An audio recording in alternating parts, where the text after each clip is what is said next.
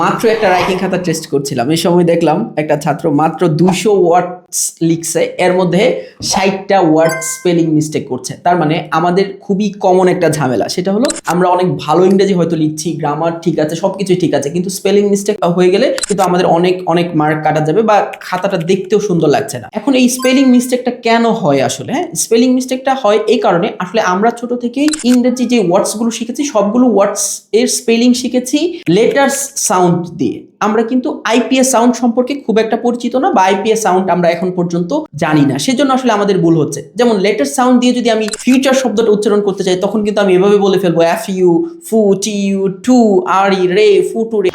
আসলে উচ্চারণটা কিন্তু লেটার সাউন্ড দিয়ে হচ্ছে না, উচ্চারণটা হচ্ছে আইপিএস সাউন্ড দিয়ে। তার মানে আপনি যদি স্পেলিং মিস্টেকটাকে ইরোর করতে চান বা এই ইরোরটাকে রিডিউস করতে চান, সেক্ষেত্রে আপনার উচিত আইপিএস সাউন্ডস দিয়ে ওয়ার্ডসগুলো শেখা। তাহলে আপনি স্পেলিং মিস্টেক থেকে দূরে থাকতে পারবেন। ধন্যবাদ।